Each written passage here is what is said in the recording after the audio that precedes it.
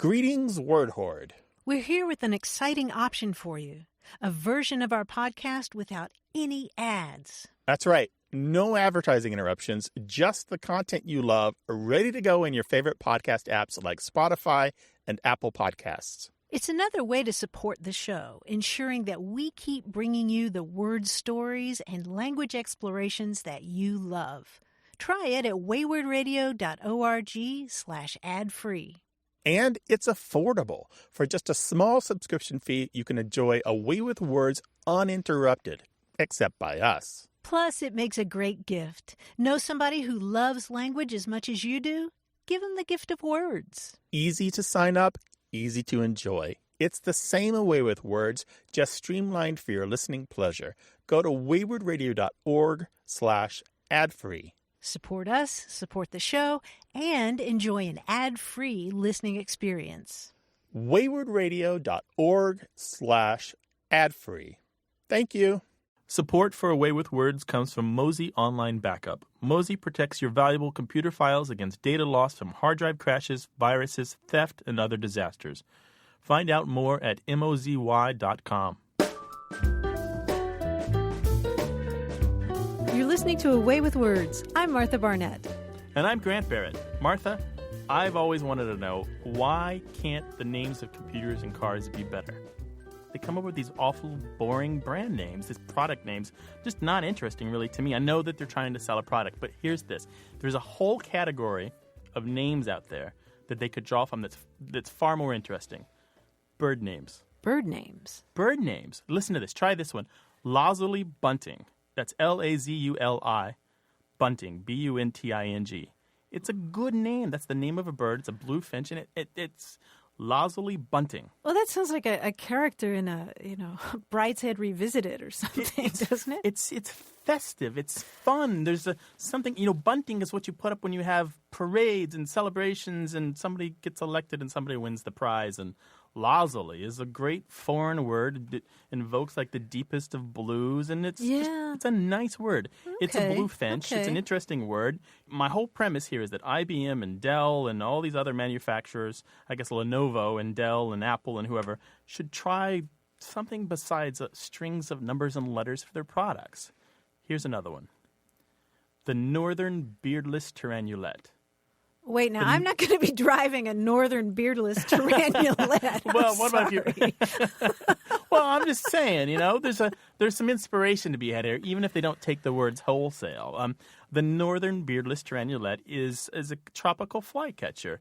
To me, though, it sounds kind of like a Canadian toddler in the midst of his terrible twos, right? Because he's northern and Canadian. Beardless means he's young, and tyrannulet means he's a kind of tyrant. Mm-hmm. Yeah, I can see the commercial. Bob Seger playing in the background. Yeah. All right, how about this one? The black-necked stilt.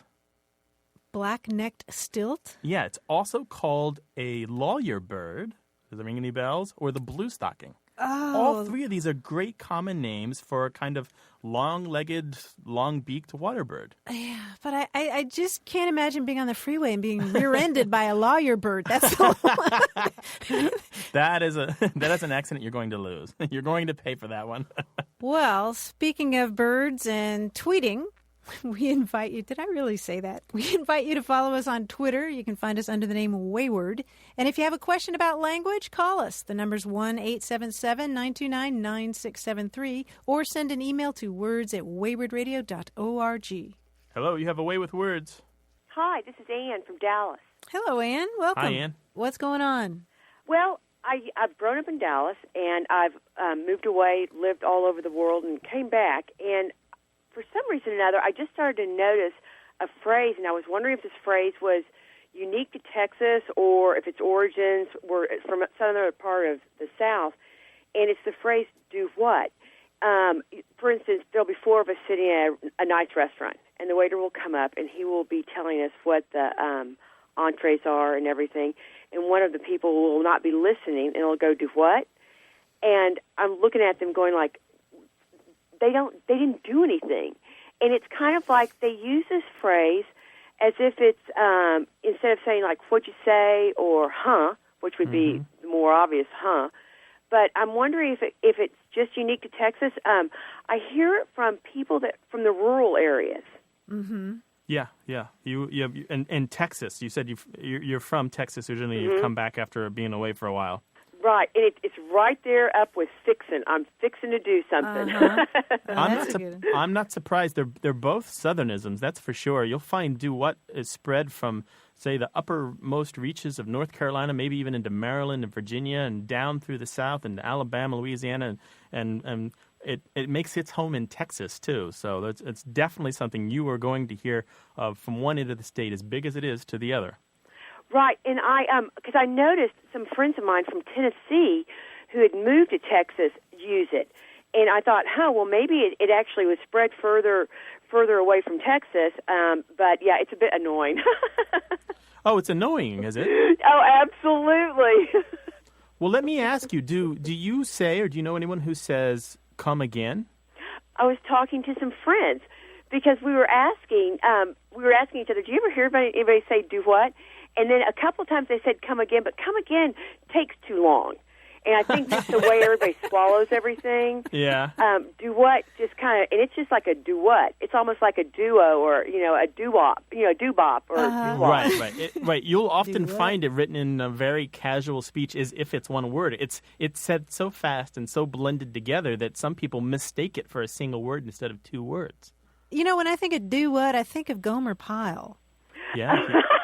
Sure. Well, okay, then that'd be about Alabama, I suppose. Sergeant, do what? But Anne, this is a widespread expression. It's very idiomatic, and by that I mean, if you try to break it down into its components words, D-O and W-H-A-T, it's not likely to make sense. You've got to treat those two words together as a single thing, a single item, unbroken. And then it has a meaning, and then it has a role, and it's some relevance, and it's very serviceable. It does its job. It is a way of saying what, or what did you mean, what did you say, or come again, or pardon, or how's that. Mm-hmm. It's very useful. So, yeah, and maybe just pretend like it's from French or something. Exactly. There you go. But, I've always think of it as the brother or sister to saying how come instead of why. Mm-hmm. Exactly. Because it's another way of saying, a two-word phrase or one word will do. Okay, great. Well, Anne, thank you very much for calling. You bet. All right. Thank you. Take care of yourself, Anne. Bye-bye. Bye-bye. Well, if you've got a regional expression that you want to learn more about, or you've got something that you heard people say that makes you curious, give us a call, 1-877-929-9673. And if you want to talk more about do what, join us on the discussion forums at waywardradio.org/discussion. Or you can always email us. That address is words@waywardradio.org. Hello, you have a way with words. Hi, my name's Troy Tippin. Where are you calling from, Troy? I'm calling from San Diego. Well, welcome to the show, Troy. What can we do for you? Well, actually, I was curious where the phrase "like a duck on a June bug" originated. Did somebody say that about you? No, actually, it's a phrase I've used for years. And recently I had a couple of people challenge me on the statement. Challenge you? What do you mean? They didn't believe there were such things as ducks and June bugs, or what? Well, one person was my boss, and he had heard me say the phrase a few times, and this time he said, "Ducks don't like June bugs." Really? And I went, really? And he says, "No, actually, I'm just pulling your leg. I have no clue whether they like June bugs or not." City boys, what do they know? Yeah. Well, Troy, tell me, what context would you use this phrase in? Typically when it's a situation where it requires immediate response or quick action, that type of situation. Like if I'm doing something and I'll say, I'll get right on it like a duck on a June bug. Mm-hmm. That type of thing. Mm-hmm. It means fast or with energy, right? Yeah, without wasting any time at all. Mm-hmm. Yeah. Because ducks are very efficient. And they love June bugs. They do. They do indeed. Your boss is wrong on that, Troy. Well, he was teasing me. Oh, okay. Because we have followed up that conversation with, I've done a little bit of homework on this duck on a June bug thing. Aha. I went to the web and I Googled where the phrase originated. Mm-hmm. So you haven't tested this in real life, then? You haven't gotten yourself a duck and a June bug? No, but it caused me to reflect on a childhood event where across the street from where I lived, there was a family that had a couple of ducks, and their ducks loved snails. And I saw them eat these snails like they were a delicacy that they couldn't have enough of. Sure, like a baby eating blueberries. Right.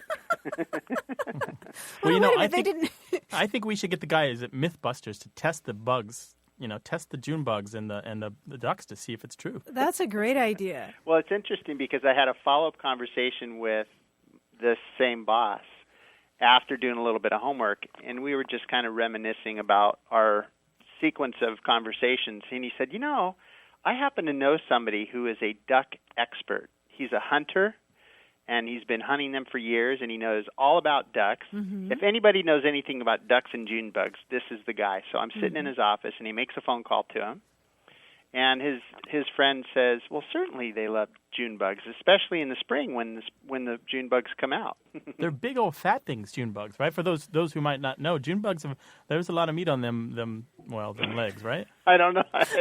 I've never tried. They're not for me, but if I were a bird, I might not be so discriminating. Right. They're big, juicy bugs. Well, let me tell you, I've seen June bugs that are big, and they're about as big as, say, as a ripe walnut. Pretty big. That's a ripe huge. walnut? Yeah, big stuff. Yeah, my they can gosh. be big. So unless the ducks get to them, then they don't have a chance. Well, and then that's another part of that image, then, that it takes more than one bite or one nibble to get that June bug all the way down. So yeah, you're talking about the very picture of eagerness and alacrity. Right. Well, Troy, thanks a lot for calling. Well, my pleasure. Thank you. All right. Thank you, Troy. Bye-bye. Bye-bye. The number is 1-877-929-9673, or email us. The address is words@waywardradio.org. And you can try us on the discussion forum at waywardradio.org/discussion.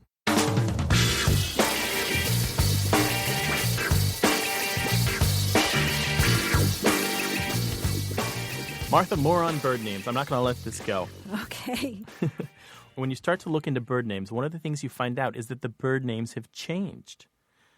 For example, a lot of birds used to be named for the person who discovered them or the person who made them known. These are called commemorative names. So Rivoli's hummingbird or Bancroft's night heron. Do you know either of these? No, not at all. Neither of those names exist anymore. I mean, they're not used. Now they're called the magnificent hummingbird and the yellow-crowned night heron. I like the magnificent hummingbird. That's a great new name. It's kind of a shame that the history of the discoverer has kind of disappeared along with the old name. Although some of the changes are for the better, there was a bird that used to be called the thorn scrub. That's THORNSCRUB. And now it's called Couch's kingbird. I think the new name is better than the old one. But what's really great about this bird is the Latin name. It's of the genus Tyrannidae, and so the full name is Tyrannus couchi, I believe. Couchii. Is that couchi or couchi? Maybe couchy. Couchy. I'm not quite sure if it follows the English pronunciation. In any case, I'm imagining this little vicious. It's called Tyrannus. It's this little vicious bird with like tiny forearms and big sharp teeth. Well, Tyrannus is king in Greek. That's Maybe right. Yeah. So it's the king of the couch. It's the one. It's the bird that controls the remote. Well, if you want to talk to us about bird names, you can talk to us on our discussion forum at waywardradio.org/discussion, or send us an email to words@waywardradio.org, or give us a phone call, 1-877-929-9673. Puzzle, toil, and more of your calls. That's coming up on Away with Words.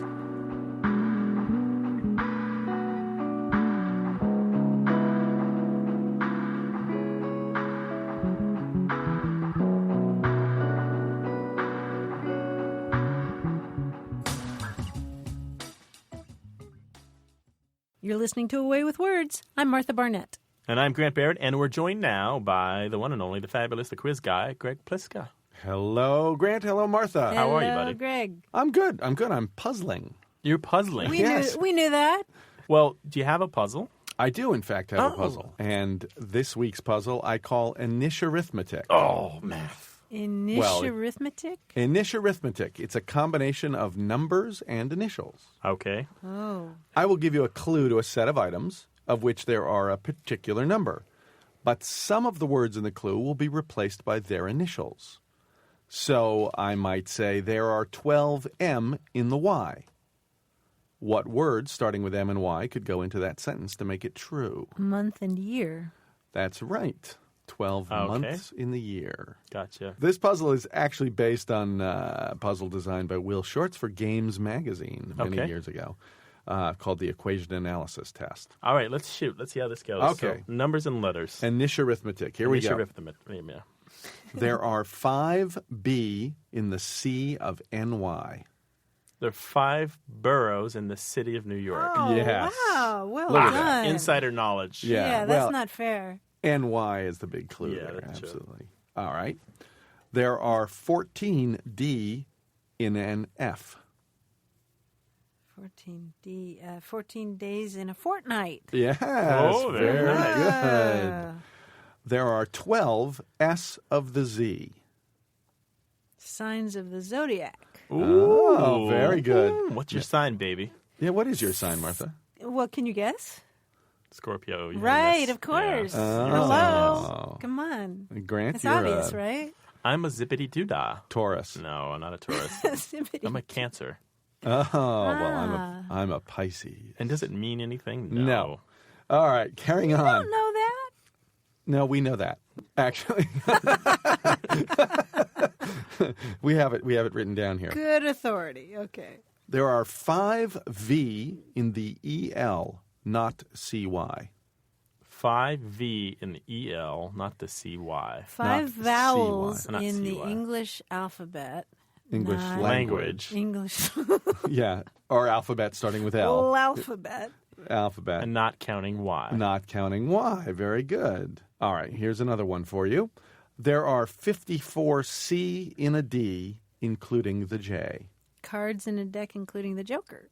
Oh, she's good. Nice. All right. 28 D in the M of F, except in LY. Say it again, please. 28 D in the M of F, Right. except in LY. 28 days in the month of February, except in leap years. Yes, very good. Oh. 50 W to L your L in the S by PS. 50 W. 50 ways to leave your lover. Ah. And I don't know what the last one say. What's the last part? In again? the S by PS. In the S. I don't know. Well, where does that come from? 50 ways to leave your It's a lover. movie or something, isn't it? Paul Simon. Paul- the Paul something. Simon. In There we the, in the song by Paul Oh. Simon. 789 billion D in the ESP. In the ESP. Yeah. $7 billion in the economic stimulus plan. Yes, Oh, stimulus wow. package. Well Package. done. Well, is that your economic stimulus package, or are you just happy to see me? Here's one that's just ridiculous, but I have to say it anyway. Oh, no. There are 2 K of P in the W. TWD the W into TK of P and TWD. Say it slowly. Más despacio, por favor. Well, the key part is the beginning there. There are 2 K of P in the W. TWD the W into TK of P and TWD. 2 KFP and the W. Yeah. 2 Knights of Persia in the war room. Oh, man. One more time, Greg. 2 kinds of people in the world. Oh! 2 kinds of people in the world. TWD the W into TK of P and TWD. I don't. The kind of people who what? Those who divide the world Oh. into 2 kinds of people Oh. and those who don't. Beautiful. Okay, very nice. Beautiful. Who said that? I forgot. I did. I Greg know. Pliska. It's on my Wikipedia That was page. this. I could see somebody sitting down like on a car ride, or just as long as everyone had plenty of time making up these. Sure. You could do this with movie titles or song titles, right? Anything with numbers and letters. I love it. Initiarithmetic. Thanks, Greg. Thank you. If you've got a question about wordplay, language, grammar, slang, regional expressions, or strange old sayings, call us. The number is 1-877-929-9673, or pop us an email to words@waywardradio.org. And if you just can't wait, pop into our discussion forum. You'll find that at waywardradio.org/discussion. Hello, you have a way with words. Hi, this is Patty Potter. I'm calling from Fort Worth, Texas. All right, what's up? Well, I have a question regarding my daughter's newfound habit. She's been using the word like, in my opinion, overusing the word like. And I just wondered how kids started this habit and where it came from. And better yet, how can we stop it? How old is your daughter? She's only 11. She's very bright. She's very articulate and a straight-A student. Mm-hmm. But when she starts saying the word like between every other word, I find myself getting very distracted, and I can hardly listen to what she's saying because all I hear is the word like. She'll say like, just in the middle of there, right? She doesn't say it like he said, like this is that, and that. Because there's a couple different kind of likes here. I'm trying to get at what kind of like. Do you have an example exactly of how she might have put it? Well, you kind of nailed it. It's goes like this.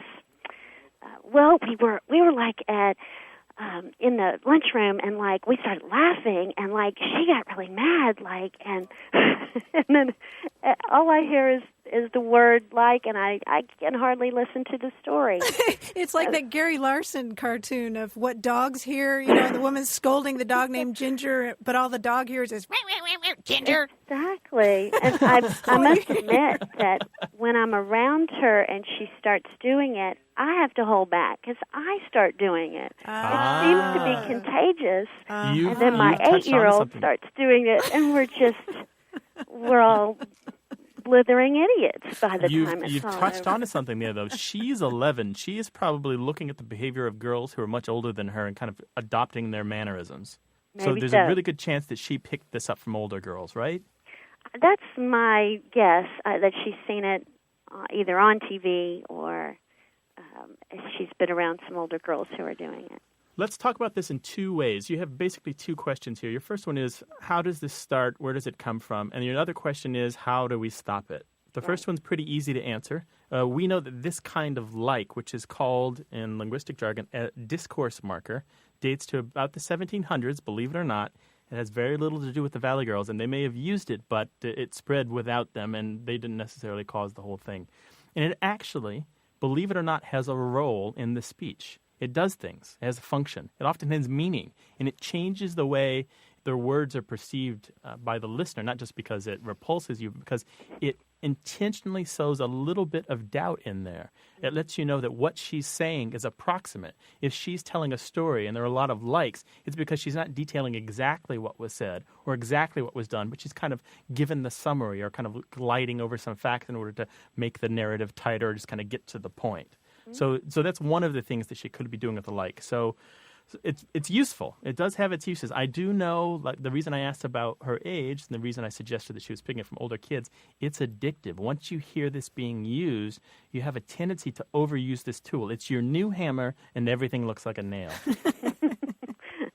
That makes sense to me. The next part, as far as getting rid of it, there are two things to do. First, wait it out.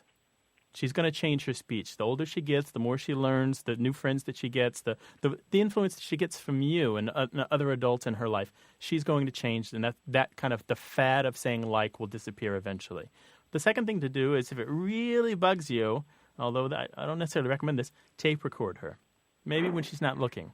And then play it back for her later. And she's probably going to be horrified at first at the sound of her voice, but when you point out the like, she's probably going to be horrified about them too. Anything other than nagging sounds good to me. Yeah, nagging's not going to do the trick. Don't want to do that. No, nagging's got no more effect on the speech of teenagers than the weather does. That's right. I knew that much. Well, thank you. You're welcome, well, Patty. Thank you so much for giving us a call. All right. All right. Bye-bye. Bye. Grant, I remember reading an interesting essay by Jeffrey Nunberg, the linguist, about like, and he was saying he was observing some TV interviews with, I think they were high school or middle school students after a tragedy, and he noticed that nobody was using the word like at all because they were recounting this thing that had happened that was very, very serious, very traumatic. And vivid. and vivid, and there wasn't this distancing, there wasn't this sort of equivocating. You know, it was a very, very straightforward narrative, and he had been thinking about the word like, and he was watching those interviews, specifically listening for like. He didn't hear it once, and that makes sense to me. Right, it's exactly what we're saying. Like is used when there's some doubt about what you're saying, or if it's an approximation of what really happened or was really said. But there's a show out of Los Angeles on KCRW. They use somehow.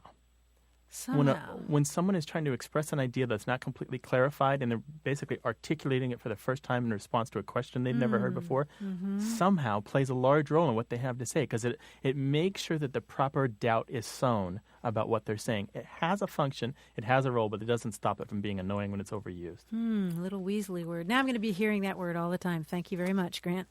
That's somehow. You're very welcome. If you'd like to talk more about like and somehow and other Weasley words, try our discussion forums at waywardradio.org/discussion, or give us a call at 1-877-929-9673, or send an email to words@waywardradio.org. Hello, you have a way with words.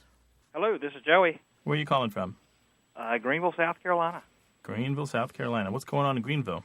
Well, I grew up in the low country of South Carolina, and we had a dish there called chicken bog, and I know y'all like regional dishes. Love them. And this chicken bog is made of rice and chicken and country sausage and lots of black pepper. And my dad used to make this for some of his workmen periodically. We'd make it in a big iron pot and with a gas burner or a burner that came out of an old tobacco barn. And Friday at 5 o'clock, we'd make this up and have some slaw with it and corn dodgers and light bread and Pepsi. And that was kind of a celebration for us. I'm getting hungry. What's a corn dodger, by the way? A hush puppy. Okay. All right. Uh-huh. Yeah. But the whole big dish with chicken bog, is that what you called it? B-O-G? Yes, exactly. B-O-G. I have to say that I don't know that from growing up in Missouri. Never heard of it. Okay. Well, even here in Greenville, people don't know that term. So, I mean, I'm only 250 miles away from home. Oh, really? They don't know that. But we also some people call it chicken perlo. There's another similar dish called backbone and rice, which is made of pork backbone cooked in the same way. Now, perlo I have heard of, and this is because perlo has a really interesting history. Have you ever heard of rice pilaf? Yes. It's directly related to that. Perlo and pilaf come from the same roots. It's a Turkish or Persian word, and they're all rice dishes. I mean, they're made a variety of different ways, but it comes into English probably from French and maybe from Spanish. But it's got a really rich, incredible history. Food words tend to travel pretty well, and they tend to be well recorded in print. Okay. So, yeah, so I've seen chicken perlo, pilaf, pillow, perlu. And perlo has a similar history, I'd bet, to bog, a chicken bog, which is it's mainly used in Florida, Georgia, and South Carolina. Okay. So it's interesting. But so chicken bog, so you get together, what do you do with the chicken? You fry it, you boil it? Well, you like I say, you got to have a big iron pot. Yeah. And you get the water boiling, you pour the rice in, let it cook, and then in the meantime you're preparing the chicken. And you just basically put the whole chicken in there. It's been just the whole chicken in there, and it will boil to pieces. And then towards the end you put the sausage and the pepper. And Joey, do you have a special name for that kind of gathering? A bogathon or a no. Or competitions or anything like that? I mean, no, that just to get together and eat like that is just there's no name for it. But it sounds like a good group entertainment, though. I mean, it sounds like something you do as with friends or family, right? It's not something that you don't you go by yourself to the kitchen and make chicken bog. Well, you can, but yeah, generally it's an event, like something that you would hold after work, and it's usually kind of like on the blue collar end of the spectrum. Sure, like a pig roast or a fish fry. Exactly. Joey, thanks for sharing that with us. Bog, that's an interesting regional food dish. I did not know that. Okay. I add that one to my list of foods to eat when I travel around the country. Well, I enjoy your show very much. Thank you for calling us today. All right, thank you so much. Thanks, take sir. care. Bye-bye. Bye-bye. We could do a 24-hour-a-day, 7-day-a-week show about food words. So I hesitate to say this, but you know what? What the hey? Oh, if you've got some regional food words you'd like to share with us, by all means give us a call, 1-877-929-9673, or send us your favorite local dish to words@waywardradio.org. Oh boy, here come the emails.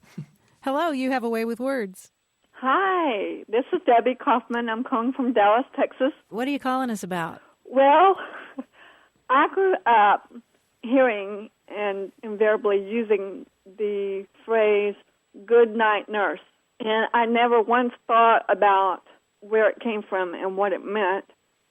And so when I grew up, I use it every now and then with friends, and they look at me like I have three heads. What are you saying, and why are you saying that? And I got to thinking, I have no idea. Well, Debbie, we love these. What kind of context would you use that in? If I was frustrated, instead of cussing, like say if somebody pulled out in front of me, I'd say, well, good night, nurse. Uh-huh. Mm-hmm. Yeah, it's a kind of an exclamation of surprise or disagreement or yes. Or Right. yeah. You'd stub your toe and... Mm-hmm. Yes. Or disbelief even. It comes out when somebody says something that is just kind of shocking or not something you were expecting. Exactly. There's a fellow by the name of Eric Partridge who is a British lexicographer who collected a lot of catchphrases and old sayings and a lot of slang and language. And his work is really interesting because he's just got so much that nobody else has, for what that's worth. And Sure. he does have entries for this expression, good night, nurse. And in my own work in trying to track this phrase down and find some uses, the earliest use that I could find is 1908. And he says that he probably dates from around 1910. So he and I are in the same ballpark there. Okay. And it's kind of said with enthusiasm and emphasis, right? Right, exactly. Well, Good night, nurse, or good night, nurse, right? Yes. Yeah. Eric Partridge speculates that it really became popular during World War I because of all the soldiers who passed through the military hospital. So it kind of because there were actual nurses there.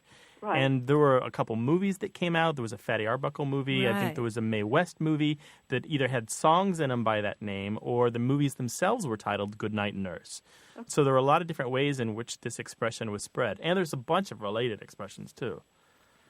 Sure. So, Debbie, are you going to go back to your friends and tell them that you don't have three heads? And in fact... Well, yeah, they'll only have two heads. No. But it's nice to know that it did come from somewhere, that I just didn't make it up. No, you did not. You No, did not it make didn't. it up. All No, and right. Well, thank you very much. It's a good old-fashioned expression, and I think you should keep using it. Okay, well, thank you. All right. Thank you, Debbie. Okay, bye-bye. Bye-bye. If you've got more to say about good night, nurse, or some other old-timey expressions, you can join us on the discussion forum at waywardradio.org/discussion, or send us an email to words@waywardradio.org, or give us a phone call, 1-877-WAYWORD. More of your calls coming up. Stay tuned.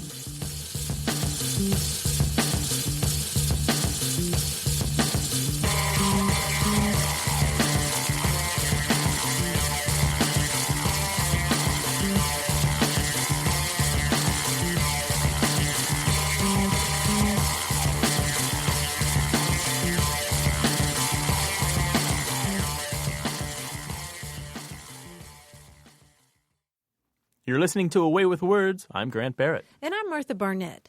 We received an email recently from Linda in Dallas. She'd heard somebody described as a Luddite, and she wondered about that word. Now, a Luddite is somebody who's resistant to technological change. And Grant, you've probably heard people who aren't very adept with computers call themselves Luddites, right? Yeah, they usually take a little bit of pride in it. Exactly. Oh, I don't know anything about those. I don't. You do it. Yeah. Well, the term itself has its roots in a kind of populist rage. Picture this. It's the early 19th century in England, and skilled artisans are increasingly incensed by the changes brought about by industrialization. And among other things, they're angry about this new technology that they fear is going to cost them their jobs. If they're skilled in weaving things by hand, for example, they're afraid that these machines are going to take their jobs away. So they organize, and in 1811, they go around destroying factory machinery and terrorizing business owners. Well, their leader writes a manifesto with all their grievances and signs it with the fictitious name King Ludd. That's Ludd. And his followers, therefore, called themselves, wait for it, Luddites. And they kept up this rebellion for about 5 years, and then things like government suppression and the country's growing prosperity led them to disband. And the Luddites ended up protesting a lot of different things, but it was their opposition to labor-saving devices that really captured the public's imagination and ended up giving us the term Luddite. And Grant, I should mention that the word Luddite is almost always capitalized these days. Yeah, even though it's far removed from its origins. Yeah, exactly. I've encountered a lot of people who are still that way, people who even this far into the computer revolution don't get that computers are here to stay. Unless we have an apocalypse, the computer's not going away, right? That's right. And I think you're right that they do take a certain pride in, reading things like, what are those things called? Books? Books. Yeah. The tree thing, right? Yeah, the tree thing. Right. If you'd like to talk about Luddites, try our discussion forums, waywordradio.org/discussion. Or if you've got questions about language, grammar, usage, spelling, pronunciation, anything, give us a call, 1-877-929-9673. And you can send all of your questions about language to words@waywordradio.org. Hello, you have a way with words. Hello, this is Beverly from Dallas, Texas. Well, hello, Beverly. Welcome. Thank you. What do you have on your mind today, Beverly? Well, there is something that has bothered me since I was a little girl, and I'm still thinking about it. My grandmother used to have a limerick or a verse that she would say to us as she would play horsey with us as we sat on her ankle, and she'd bob us up and down like we were riding a horse.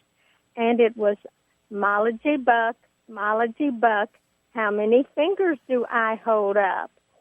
And I don't know who Mollogy Buck is. Uh-huh. Malachi Buck? Buck? It's Molly. Mollogy. Yes, Mollogy Buck. Uh-huh. Go ahead, Beverly. Well, she came from a farm outside of Joplin, Missouri, and she said she had heard this as a child herself. Now, she lived during the time when she was very little, probably around 4 or 5. She lived outside of Joplin, Missouri on a farm. Kind of interesting because she said that they would hide her when the armies were coming through during the Civil War. Her parents would hide her out in the fields, and the South would come through and steal all their crops, and then the North would come back and burn them out. So she had a very interesting childhood herself. Oh, my goodness. This limerick or verse has always bothered me about who Mollogy Buck was. I've said it with my children and my grandchildren, and so we've carried it on through the family, but no one knows. My 2 sisters, they don't know who Mollogy Buck was, and neither did my mother. Oh, Beverly, this is marvelous. I am so delighted to hear this because do you know there are lots and lots and lots of versions of this rhyme? Are there really? Oh, yes. Tons and tons of it. Fortunately, we've got a pretty good record of this going back at least 100 years and maybe a lot further. Oh, my goodness. Yes. Can you figure out to whom she was referring? Well, Beverly, I think the key isn't so much the Molly G. The common thread in all of these games is the part about how many fingers do I hold up. And the other words in the rhyme in other versions of the game tend to be nonsense words.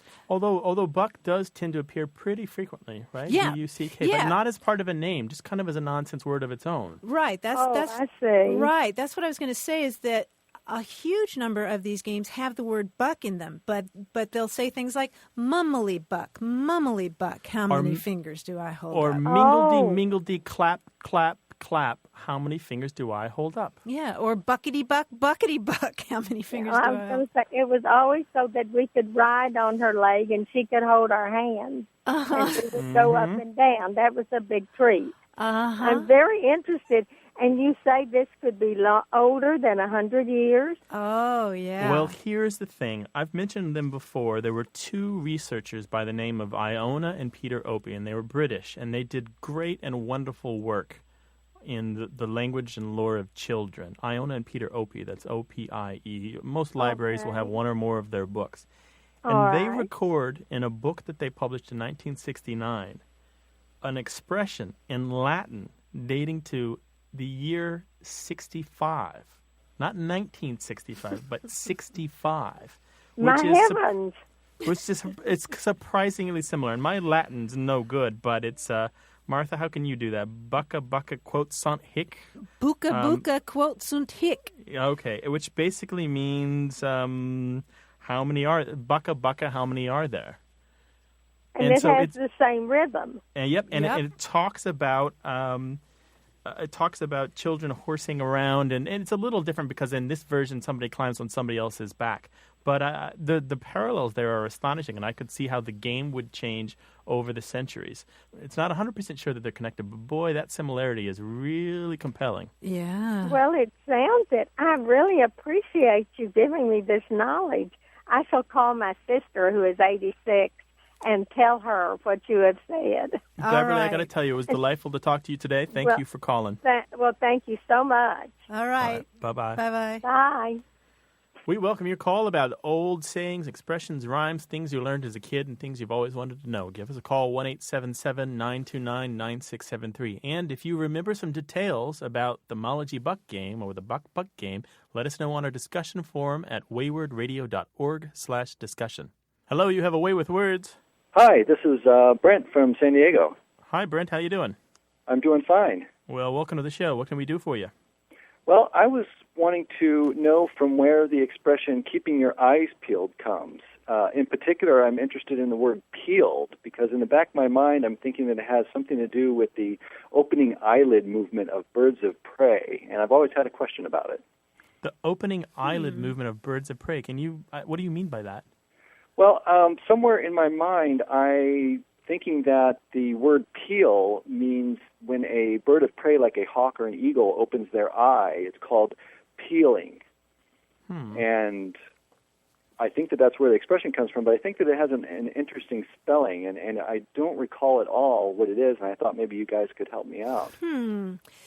You're not confusing the word peel with seal, are you? S-E-E-L?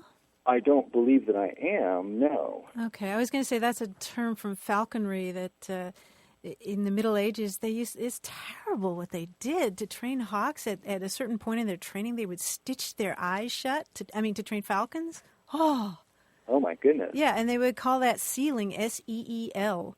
Because that makes them tame, right? So they can be conditioned while their eyes are sewed shut, and then when you unsew them or unstitch them, then they're more manageable. Right. They don't do that anymore, I'm told. But yeah, they lose those little hoods, don't they, to blind? Yeah, I think so.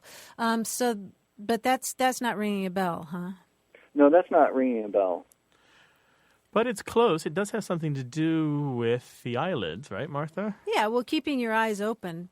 But I'm not sure that there's a technical term from falconry or anything like that. As far as I know, it just originated in the 19th century as the idea of keeping that eyelid up so that you can see what's going on. So it's like your eyelids are the peels on the fruit of your eye orbs or something like that, right? Yeah, on the apple of your eye or something. Yeah, there we go, yeah. I don't know. Well, it really is spelled P-E-E-L then. Yes. It's P-E-E-L and it's not P-E-A-L. I do recall running across another definition of the word peel referring to the eyelid movement of a bird of prey, and that made sense to me. If when the bird peels its eye, then it's able, it's like looking like a hawk or eagle eye, something. I wonder if that's sort of like a back formation, like somebody started using that term to refer to the hawk after the fact, after the other expression "keep your eyes peeled" with two E's came about. But I tell you what, Brent, I always appreciate the opportunity to talk about nictitating membranes. I got to tell you. Is that legal? Are we going to get fines?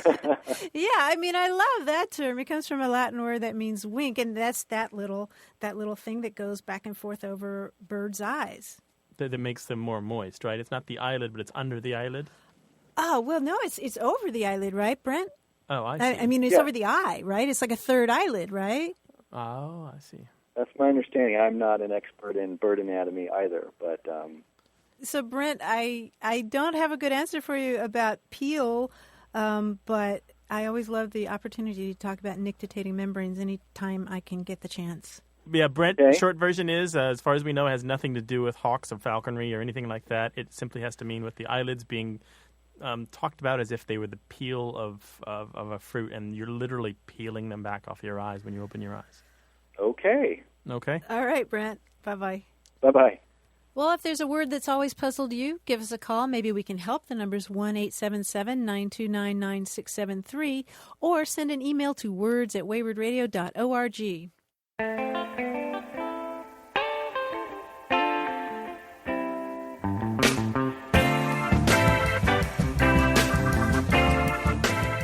On a recent show, we talked about the odd names that grandkids give to their grandparents, things more creative than Gramps and Grammy. And we asked for other examples, and sure enough, it seems that there are almost as many different names for grandparents as there are grandparents. Arlen from Wisconsin wrote, "Our granddaughter differentiated between the two sets of grandparents by location. She lives in the country outside of town in Michigan, and the others in Baraboo, Wisconsin. So one set became Nana Downtown and Papa Downtown, while we became Nanaboo and Papaboo." And here's a great one from Stephanie in Dallas. "My mother decided that she needed to get her votes in early. She did not want anything like Meemaw or Granny. She wanted something dignified and maybe even youthful sounding. Once my nephew Gabe started babbling and assigning sounds to people or objects, we knew the time was near. Upon his arrival at my mother's house one day, he looked at my mother, grinned wide, and uttered, 'Nanu,' yep, pronounced just like Mork would say it. We, the grown-ups, instantly dissolved in laughter. Therefore, to this day, 15 years later, my mother's distinctive name is Nanu for all her grandchildren." That's a great story. Isn't that great? It just goes to show you, Grant, that it's not worth worrying in advance about what your grandkids are going to call you. No, they've got minds of their own. They do. And we'd love for you to give us a piece of your mind. The number's 1-877-929-9673, or email us, words@waywardradio.org. Hello, you have a way with words. Hello, this is Joyce. I'm from Charlottesville, Virginia. Well, hi, Joyce. Welcome to the show. Thank you for having me on. What's on your mind today? I wondered about a phrase, "Don't let anyone get your goat." I know this story that my parents had told me, but I have been unable to find any place else where it's written down. Well, we would love to hear that story. The story is set in the early 1800s, and it's about a farmer. He lives in a village that's in the heart of Sicily, and in the fall of every year, tradition dictates that two different families have to give up one of their animals to the church. The short of it is that they finally decide on this goat, Nina the goat, to give, and he is taking the goat to the church when he becomes angry because it's been a very tough year and they don't have very much. And he hears a voice. We don't know if it's a goat or someone else. And the goat tells him not to get angry, basically, but to get smart. And when he gets there, he says, should my goat happen to get free, my family would come and work at the church one day out of the month every year. And the priest takes us all in, and then ultimately the goat does escape, and they work in the church, and the farmer goes through life learning not to let people get his goat. And you say that's from where? Sicily. Sicily. My father was born in Sicily, and my mother's parents were born in Sicily, and one of the phrases they like to use a lot when my brother and I would get upset is, "Don't let anyone get your goat."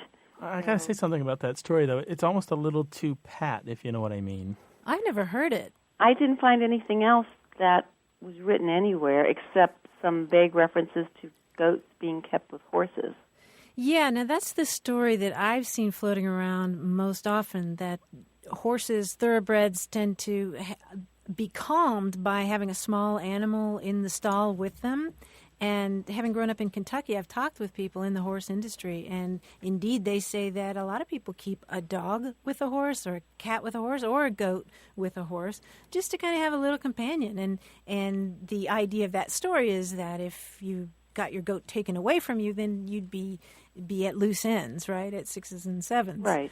But well, when I looked at that, they said that there was uses of that phrase prior to when that was a popular or, a common, I guess, thing to do. But I really felt I didn't find anything pretty conclusive. So I've often wondered if there was any other explanation. Mm-hmm. Well, it seems that goat has been a slang term for anger. And back in the early 1900s, it was in a book about prison life as meaning anger. And that makes more sense to me. Don't let anybody get your goat. Don't anybody let you get your ire up. Right. Yeah, Joyce, I would agree with Grant on this. It just seems like sometimes the more elaborate those stories are, the more suspicious we should be of them. And I think this is probably one of those cases, although it's a good story. It's particularly the case when we can't find the original story in print anywhere, because stories don't travel with that kind of detail for that long. Right. That makes sense. The oral transmission of stories tends to be fraught with all kinds of complications and corruptions. Yeah, so I guess the bottom line here is that nobody's really sure, but I'm putting my money on the goat is anger, sort of goading even. Yeah, you will sometimes, occasionally, very rarely, find people miswrite this as get one's goad, G-O-A-D. And I'm not suggesting that is an origin story. It's just how some people have reanalyzed the expression in order to kind of try to make sense of why there's a goat in it at all. Well, Joyce, I appreciate your efforts trying to track it down. Oh yeah, sure. Sometimes I don't know is a really great answer, because it's better than just making stuff up. True.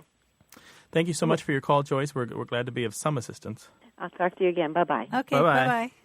We'd love to help you with your origin stories. Give us a call, 1-877-929-9673. That's 1-877-WAYWARD.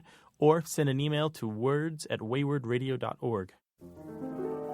That's our show for this week.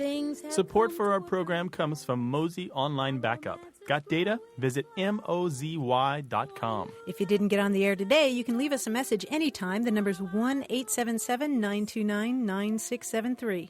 Or email your questions to words@waywardradio.org. Or join the conversation right now on our discussion forum. You'll find it at waywardradio.org/discussion. Stephanie Levine is our senior producer. Our technical director and editor is Tim Felton. Tim also engineered our theme music. Kurt Conan produced it. We've had production help this week from Michael Bagdasian and Josette Hurdell. From Studio West in San Diego, I'm Martha Barnett. And from the Argo Network in New York City, I'm Grant Barrett. Auf Wiedersehen. Cheers. Let's call the whole thing off. Yes, you like potato, and I like potato.